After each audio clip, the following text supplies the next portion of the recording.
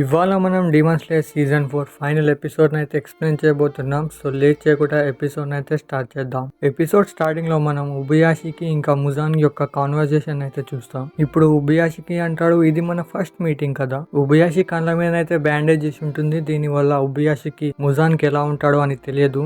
దీని వల్ల తను అతని వైఫ్ ని అయితే అడుగుతాడు. ఇప్పుడు అతని వైఫ్ చెప్తుంది ముజాన్ కి ఇప్పుడు 20 ఏండ్లు ఉండొచ్చు, ఇంకా అతని కండ్లు పిల్లి కండ్లలా ఉంటాయి. ఇప్పుడు ఉబయాషికి అంటాడు, నాకు తెలుసు నువ్వు ఇక్కడికి వస్తావని, ఇంకా నా ఫ్యామిలీ అంటే నీకు నచ్చదు కదా. ఇప్పుడు ముజాన్ కంటాడు, ఒక వ్యక్తి ఎవరైతే 1000 సంవత్సరాల నుంచి నా పనికి అడ్డం పడుతున్నారో అతన్ని ఇలాగా చూసి నేను ఎలా చంపగలను. ఇప్పుడు ఉబయాషికి తను ఎలాగో అలా లేవడానికి అయితే ట్రై చేస్తాడు. ఇప్పుడు ఉబయాషికి చెప్తాడు, నువ్వు నేను ఒకటే ఫ్యామిలీకి చెందిన వాళ్ళం, కాకపోతే నువ్వు కొన్ని 1000 సంవత్సరాల ముందు పుట్టావు. దీనిపై ముజాన్ కంటాడు, నువ్వు ఇదంతా చెప్పి ఏం నిరూపించుకుందాం అనుకుంటున్నావు. ఇప్పుడు ఉబయాషికి మనకు చెప్తాడు, అతని ఫ్యామిలీలో ముజాన్ పుట్టడం వల్ల అతని ఫ్యామిలీకి అయితే ఒక శాపం అయితే తగులుతుంది. దీనివల్ల ఏమవుతుందంటే ముజాన్ పుట్టిన తర్వాత అతని ఫ్యామిలీలో పెరిగే చాలా మంది పిల్లలు పుట్టడంతో చాలా బలహీనంగా ఉంటారు, ఇంకా పుట్టిన కొన్ని నెలలకే చనిపోతారు. ఇలాగే జరిగితే వీళ్ళ ఫ్యామిలీ అయితే ఇక్కడే అంతమైపోతుంది. సో వీళ్ళు ఒక ప్రీస్ట్ దగ్గరికి అయితే వెళ్తారు. ఈ ప్రీస్ట్ అయితే వాళ్ళకి ఆ కర్స్ గురించి అయితే చెప్తాడు. ఇప్పుడు అతను చెప్తాడు, మీరు ఈ కర్స్ నుంచి విముక్తి కావాలంటే మీరు ఇప్పుడు డీమన్స్ ని చంపే పనిలో ఉండాలి. అండ్ అప్పటి నుంచే వీళ్ళ ఫ్యామిలీ ముజాన్ కి ఓడించే పనిలో ఉన్నారు. దీనివల్ల పుట్టే పిల్లలందరూ హెల్దీగానే పుడుతున్నారు, కానీ ఎవ్వరు 30 ఏండ్ల కన్నా ఎక్కువ బతకట్లేదు. ఇప్పుడు మనం చూస్తాం, ఉబయాషికి 2 కూతుర్లు అయితే ముజాన్ దగ్గరనైతే ఆడుకుంటూ ఉంటారు. దీన్ని చూసి ముజాన్ కి కొంచెం డిఫరెంట్ గా అనిపిస్తుంది, ఎందుకంటే అక్కడ చుట్టుపక్కల వీళ్ళ ఫ్యామిలీ తక్కువ ఎవ్వరు ఉండరు. ఇప్పుడు ఉబయాషికి అంటాడు, నాకు తెలుసు నువ్వేం ఆలోచిస్తూ ఉన్నావు. నువ్వు నీ మనసులో నువ్వు ఇప్పుడు ఇటర్నిటీ ఇంకా ఇమోటల్ అవ్వాలని అనుకుంటున్నావు. దీనిపై ముజాన్ కంటాడు, నువ్వు కరెక్ట్ గానే చెప్పావు, అండ్ ఇది త్వరలోనే జరగబోతుంది. ఎప్పుడైతే నేను నెజుకొని పట్టుకుంటాను. ఇప్పుడు ఉబయాషికి చెప్తాడు, నీ కళ ఎప్పటికీ నెరవేరదు. దీనిపై ముజాన్ కంటాడు, నాకు చాలా సమయం ఉంది, కానీ నీ దగ్గర టైం లేదనిపిస్తుంది. అండ్ ముజాన్ కి ఇప్పుడు ఉబయాషి దగ్గరికి నడుచుకుంటూ వస్తాడు.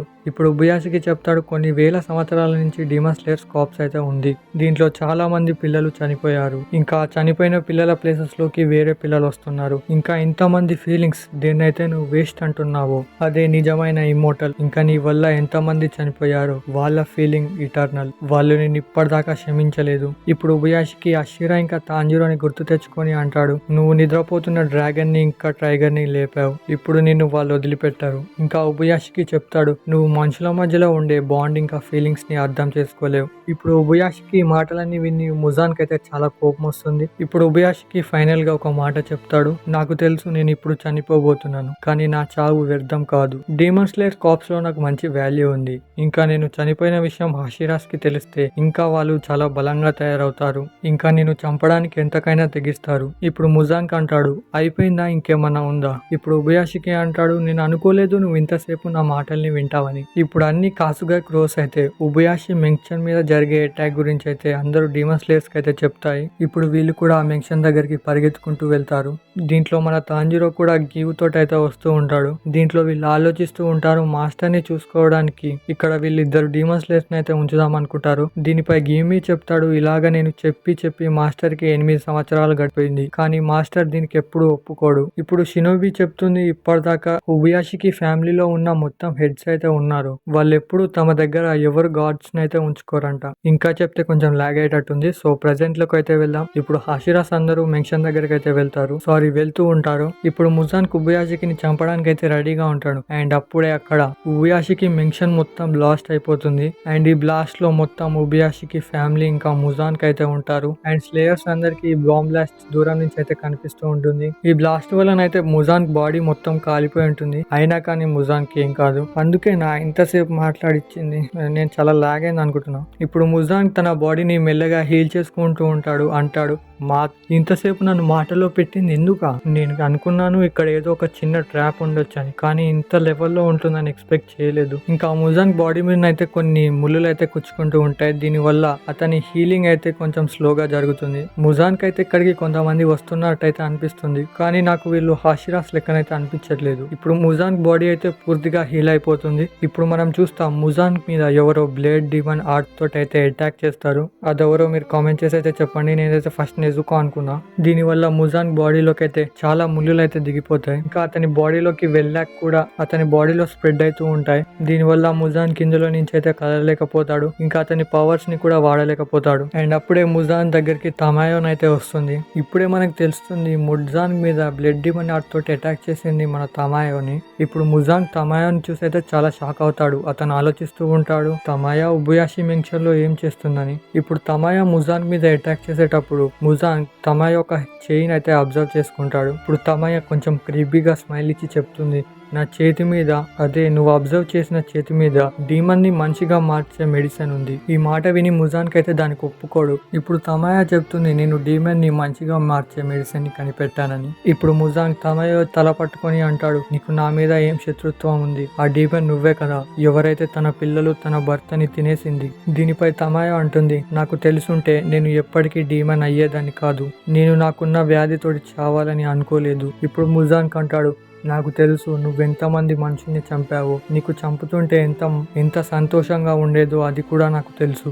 దీనిపై తమాయా చెప్తుంది, ఈ పాపం యొక్క ప్రాయశ్చిత్తం చేయాలని నేను ఇక్కడికి వచ్చాను. నేను నీతో కలిసి చావాలన్నా చస్తాను. అండ్ ఇప్పుడు తమాయో గివ్మీన్ అయితే పిలుస్తుంది. ఇప్పుడు మనం గివ్మీన్ అయితే చూస్తాం. గివ్మీ తన వెపన్ ని తీసుకొని తన ఫుల్ పవర్ తో ముజాన్ మీదకి అయితే అటాక్ చేస్తాడు. దీంతో ముజాన్ తల అక్కడే పగిలిపోతుంది. అండ్ ముజాన్ కి ఇక్కడే చనిపోయాడు అనుకుంటున్నారా? అలా జరగదు. సో జస్ట్ ఆగండి. ఇప్పుడు మనం గివ్మీ యొక్క పాస్ట్ అయితే చూస్తాం. దీంట్లో మనం గివ్మీ ఇంకా ఇబుయాషిని అయితే చూస్తాం. ఇబుయాషి కేవలం 14 ఏళ్లే ఉంటాడు. అంటే దీంట్లో గివ్మీ ఉబియాషి కంటే 4 ఏండ్లు పెద్ద. గివ్మీ అయితే నమ్మకం ఉండదు మాస్టర్ అతని కంటే 4 ఏండ్లు చిన్న అని. అంతెందుకు, నాకు కూడా ఏమీ లేదు ఇప్పటి కూడా నాకు. సర్లే, ఇప్పుడు మనకంతా రివీల్ చేస్తారు. ఇబుయాషికి అయితే గివ్మీకి చనిపోయే ముందు ప్లాన్ అంతా చెప్తాడు.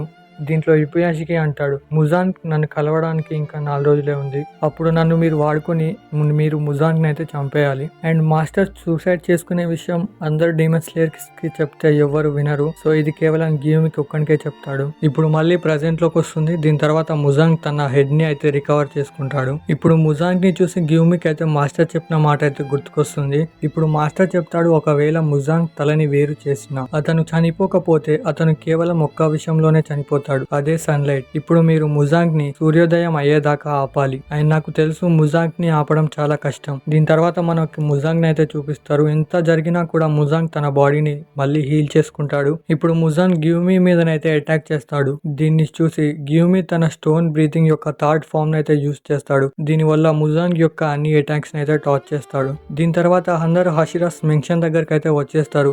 మెంక్షన్ ని ఇలా చూసి అందరికైతే చాలా బాధేస్తుంది. ఇప్పుడు మనం చూస్తాం తాంజిరో కూడా అక్కడికి వచ్చేస్తాడు. తాంజిరో మొదటిగా చూసేది ముజాంగ్ ని. ఇప్పుడు గివ్మీ అంటాడు, మాస్టర్ చేసిన ప్లాన్ చాలా బ్రిలియంట్ గా ఉంది. ఇప్పుడు గివ్మీ అందరూ హాషిరాస్ కి చెప్తాడు, ఇతను ఎవరో కాదు ముజాన్ అని. ఒకవేళ మనం ఇతని తలని వేరు చేసినా ఇతను చావడు. ముజాన్ కన్నా మాట వినంగానే అందరూ హాషిరాస్ అయితే షాక్ అయిపోతారు. తాంజిరోన్ అయితే ముజాన్ మాట వినంగానే తన సోర్ని అయితే బయటికి తీస్తాడు. దీని తర్వాత అందరూ హాషిరాస్ కలిసి ముజాన్ మీదకి అయితే అటాక్ చేస్తారు. ఇప్పుడు అందరూ అటాక్స్ గురించి చెప్పాలంటే మోయిచిరో మిస్ట్ బ్రీతింగ్ యొక్క 4th ఫామ్ అయితే యూస్ చేస్తాడు. ఇంకా Shinobu insect breathing butterfly form అయితే యూస్ చేస్తుంది. ఇంకా ఓబెనై సర్పెంట్ బ్రీతింగ్ యొక్క 1st ఫామ్ అయితే యూస్ చేస్తాడు. మిక్సూరి లవ్ బ్రీతింగ్ యొక్క 5th ఫామ్ అయితే యూస్ చేస్తుంది. ఇంకా గివుల్ వాటర్ బ్రీతింగ్ యొక్క 3rd ఫామ్ ని యూస్ చేస్తాడు. సానెమి విండ్ బ్రీతింగ్ యొక్క 7th ఫామ్ ని యూస్ చేస్తాడు. ఇంకా తాంజిరో ఇనుకామి కాగురోగా సన్ ఫ్లవర్ థ్రస్ట్ యూస్ చేస్తాడు. ఇప్పుడు వీళ్ళందరూ తమ డిఫరెంట్ ఫామ్స్ తోటి ముజాంగ్ మీదకి అయితే అటాక్ చేస్తాడు. దీన్ని చూసి ముజాంగ్ ఒక చిన్న స్మైల్ అయితే ఇస్తాడు. ఇప్పుడు ముజాంగ్ తన ఇన్ఫినిటీ క్యాసిల్ అయితే ఓపెన్ చేస్తాడు.